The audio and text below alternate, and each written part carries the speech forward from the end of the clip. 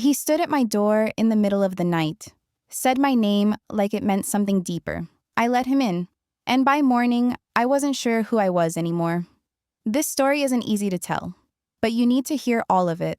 Like and subscribe if you believe some truths are too heavy to stay hidden. Rachel.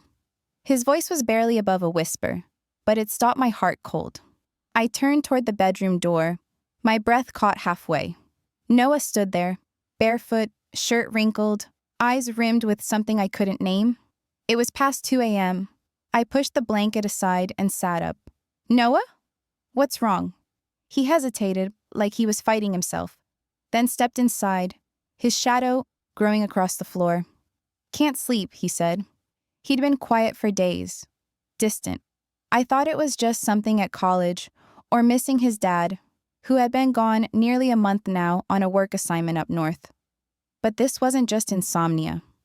Sit down, I said gently, patting the bed. He did. Rigid. Hands clenched together like he was keeping something dangerous from spilling out. I could feel the air shift between us. And for the first time since I became his stepmother 13 years ago, I didn't know how to hold the space between us. Noah, just tell me what's going on. Whatever it is, we'll get through it. He looked up then. And when his eyes locked on mine, I felt it. That thing I had tried not to see before. That tension I had been explaining away for months. His gaze wasn't searching for comfort. It was searching for permission. I shouldn't say this, he began, voice cracking, but I have to. It's been eating me alive. I waited. I should have stopped him, but I didn't. It's you, he said. It's always been you. I know I'm not supposed to feel this way, but I do. The world tilted. My throat went dry. Noah, I whispered, but he kept going, his words tumbling out like floodwater. You're the only person who's ever understood me. It's not just a crush. I've tried to shut it down, to kill it, but it won't die. My hands trembled in my lap. You're confused. You're going through something, and you've attached it to me. But this can't be. He leaned forward, suddenly fierce. I'm not confused. You think I don't know the difference between obsession and love? I know, and I've seen how you look at me when you think I'm not watching. Don't lie to me now. I stood, turned away. My heart thundered in my chest. You are my son, I said, forcing the words. This can't go anywhere. He stood too. But it already has. We stared at each other in the silence. And then I let him stay. Not just in the room, not just in the bed. Next to me. He climbed under the blanket like it was natural. Like this was just another night. But it wasn't. His arm brushed mine. My breath hitched. I didn't move away. And when I whispered, "Good night, sweetheart," he whispered back, "I love you, Rachel." Not like a son, not like a kid. I didn't respond. I closed my eyes. But when his fingers reached for mine in the dark, I didn't let go. I woke up before the sun rose. The room was dim, shadows still draped across the walls. For a moment, I didn't move. I just stared at the ceiling, numb, trying to replay the night in my head. But it felt like a blur of heat and breath and silence. Noah was still beside me, asleep on his side, his hand loosely draped across the space between us. Nothing happened. Not really. No lines were technically crossed. No words, no touches that couldn't be explained away. But something shifted, something deep. And I knew we couldn't pretend otherwise. I slipped out of bed carefully and made my way downstairs. My hands shook as I poured coffee. I couldn't stop hearing his voice from the night before. It's always been you. I wanted to hate him for saying it, but the truth was, part of me didn't. He made me feel seen, desired, like a woman again. And I hated myself for needing that. I was halfway through my second cup when I heard footsteps above. Noah came down barefoot, wearing the same t-shirt he'd slept in. He paused in the doorway, unsure, like he wasn't sure if he was welcome. I didn't look up. There's coffee. He walked in slowly, the silence between us thick and brittle. He poured a mug, then sat across from me at the kitchen table. We didn't speak for a long time. I meant what I said, he said finally, voice low. I stared into my cup. I know. He leaned forward. I'm not asking for anything. I just need to know I wasn't alone in it, that I didn't imagine last night. I raised my eyes to meet his, and for the first time, I didn't lie. No, I said. You didn't imagine it. He exhaled like he'd been holding his breath for days. We didn't talk about it after that, not that morning, not for the next few days. But something unspoken began to bloom in the silence. We moved through the house like two magnets pretending not to pull toward each other. Small touches lasted longer. Eye contact lingered too long. The air around us crackled with things unsaid. And yet, at night, he returned to my bed. We didn't touch. We didn't speak. But he was there, every single night. I kept telling myself this was just temporary, that Greg would be home soon, that everything would go back to normal. But deep down, I wasn't sure I wanted normal anymore. One night, I turned off the lights and climbed into bed before Noah did. I told myself I'd stay facing the wall, create space, pretend nothing was happening. I needed to pull away. But then I felt it. His foot brushed against mine, and I didn't move. A minute passed, then another. My breath was shallow, my pulse loud in my ears. Then his hand touched my back. I froze. It was light, barely a touch, but it sent a rush of heat through me. He didn't speak, he didn't push, and neither did I. I just lay there, with his hand resting on me like a question I didn't know how to answer. That night, we crossed no physical lines, but emotionally, we were already far, far past them. The line between comfort and craving is thinner than we think. And the night that followed, there was no going back. The tension became a quiet rhythm. Every night, he came to my room. Every morning, we avoided each other's eyes over coffee. Days passed in fragments, empty dishes, laundry folded, texts from Greg asking how things were, and me answering, "All fine here," lies, easy ones. I told myself they were harmless. Noah kept his distance in daylight, but in the dark, he returned. There was a safety in silence. As long as we didn't speak it, maybe it wasn't real. Until the night he finally said what I'd been trying not to feel. We were in bed, both lying still, but I could feel him awake. His breathing was shallow. I turned slightly, just enough to see his outline in the moonlight.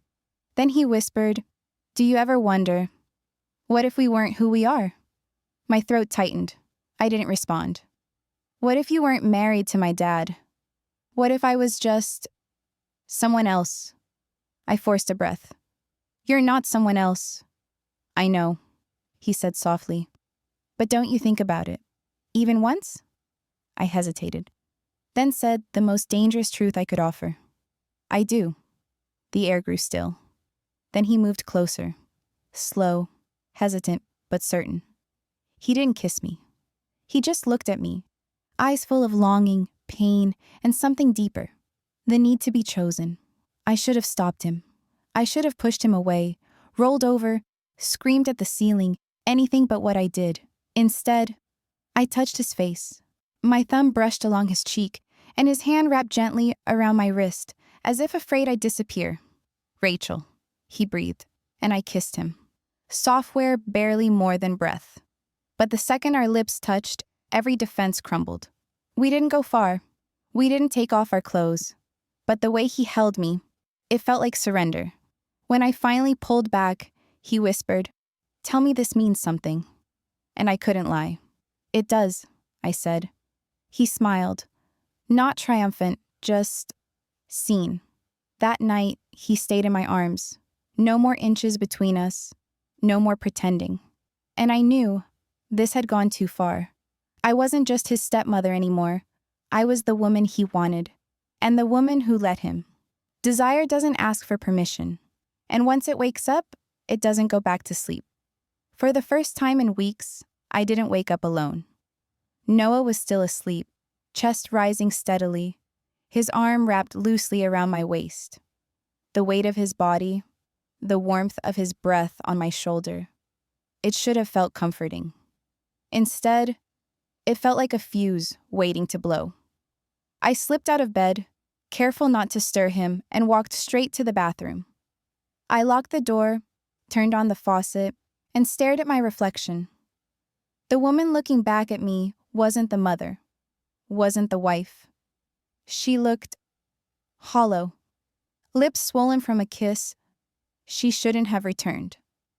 Eyes clouded with something she never meant to feel. I splashed cold water on my face, but the heat beneath my skin wouldn't go away. When I came out, Noah was sitting on the edge of the bed, awake now, watching me. "Are you okay?" he asked. I wanted to say no.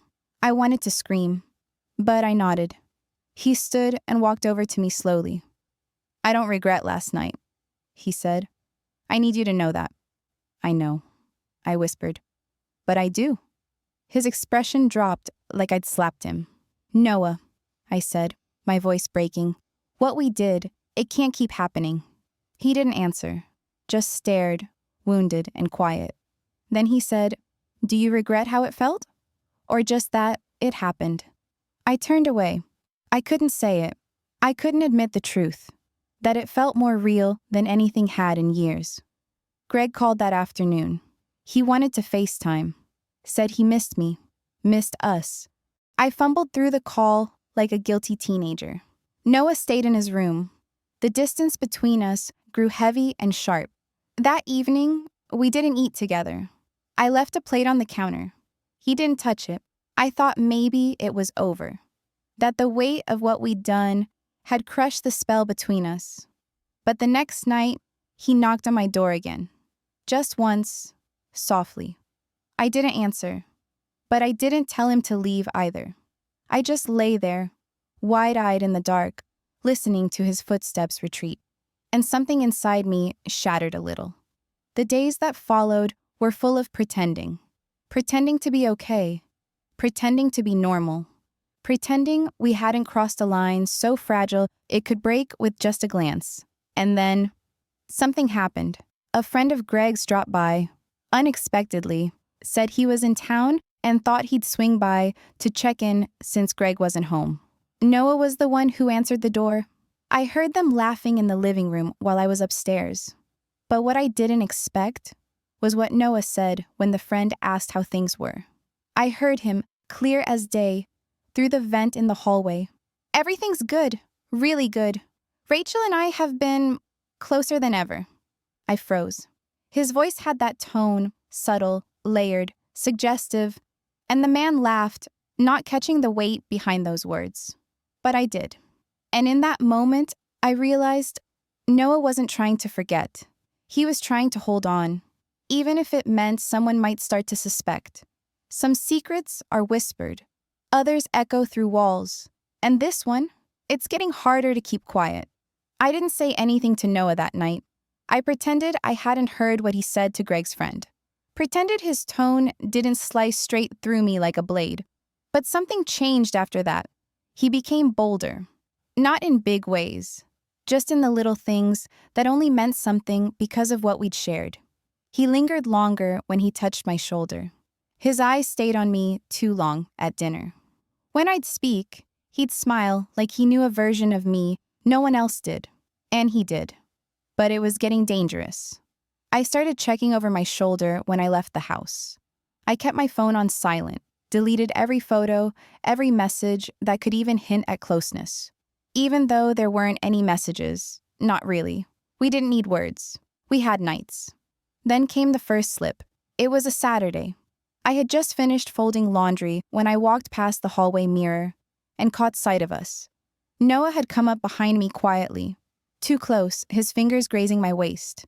And in that mirror, I saw my face. I wasn't startled. I was smiling. That terrified me more than anything.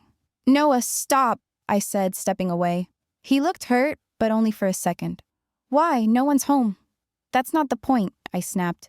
"Then what is?" I turned to him, fists clenched. "You're acting like this is normal, like we're not playing with fire." He scoffed. "We already burned the match, Rachel. You just don't want to admit it." I didn't respond. I couldn't, because I was afraid he was right. And still, Every night, he came back. And I let him in. Sometimes we just talked. Sometimes we lay in silence. And sometimes I let my hand rest too long on his chest. Or he would trace circles on my arm until my eyes fluttered closed. We never crossed that final line, not completely, but emotionally, we were already entangled beyond recognition. And then Greg called. He was flying home in 2 days. That call ripped something open in me. Reality came crashing back like a wave I'd been pretending wasn't building behind me. When I hung up, I just stood there, frozen. Noah walked in minutes later. "You okay?" he asked. "No," I said. "Your dad's coming home." He didn't say anything for a moment. Then, "So what happens now?" I looked at him. Really looked at him. "I don't know," I admitted. "But whatever this is, it has to end." His face hardened. Just like that. "Noah, it was never supposed to happen in the first place. We crossed a line. We can't keep doing this." He stepped forward. "Then tell me it didn't mean anything." I opened my mouth, and nothing came out. "Tell me you didn't feel what I felt," he said, voice breaking. "Look me in the eyes and lie to me." I stared at him, breath shaking, heart pounding. But I couldn't lie. So instead, I whispered, "It doesn't matter what I felt. It can't happen again." His eyes went cold. He turned and walked out of the room without another word. And for the first time since that night began everything. I felt truly alone. Just because you end something doesn't mean it lets you go. Sometimes it waits in the silence until it finds a way back in. Greg came home on a Tuesday afternoon. He smelled like airport coffee and cold air, kissed me on the cheek like nothing had changed, and dropped his bags in the hallway with a sigh. "I missed you," he said. I smiled. I lied. Dinner that night was quiet. Too quiet. Noah kept his distance, barely spoke, only nodding when spoken to. Greg didn't seem to notice. Or maybe he did and just didn't say anything. But I saw it. The shift in Noah's eyes, the storm under the surface. He was unraveling, and I didn't know how to stop it without unraveling myself. The first few days, we played house. I played wife. He played son. But we both knew better. And then, on the 5th night after Greg's return, it happened. I found Noah in the kitchen after midnight, staring out the back window, hands braced against the sink. "You should be asleep," I said softly. "So should you," he answered without turning. I stepped inside, heart already pounding. He finally looked at me. His eyes were hollow. "Do you think I'm a bad person?" he asked. The question hit me like a brick. "No," I said. "I think you're young and hurt and trying to make sense of something that never should have happened." He shook his head. "That's the thing, Rachel. It did happen. We can't pretend it didn't." I stepped closer. "But we can stop it from happening again." He looked at me, really looked at me. And for the first time, I didn't see longing. I saw resentment. "You got what you needed," he said. "Now you get to move on. Be the good wife. Be the saint." "That's not fair, isn't it?" he snapped. "You let it happen. You kissed me, you held me, you whispered my name like it meant something." I didn't deny it, because he was right, and it shattered something in both of us. He walked out that night, disappeared into the dark without saying goodbye. He didn't answer my texts, didn't come home the next day. Greg assumed he was staying at a friend's. I didn't correct him. 2 days passed. Then one night, I found a note in my drawer. No salutation, no name, just one line. "Don't worry, I won't tell anyone, but you'll remember me every time the house goes quiet." And he was right. He never came back. Not really. He visited twice in the following year. For holidays. Kept his distance. Smiled politely. Called me Rachel instead of Mom. Greg never asked why. And I never told him. But every time I passed Noah's old room, or opened that drawer, or heard the floor creak at 2 a.m., I remembered. Not the heat, not the thrill, but the silence that followed. And the guilt that never left. Some lines, once crossed, leave scars that time can't erase. And some truths, no matter how deeply we bury them, never stay buried. If this story left you speechless, you're not alone. Like and subscribe for more stories that dive deep into the hidden corners of human emotion. And remember, just because it feels like love doesn't mean it's right.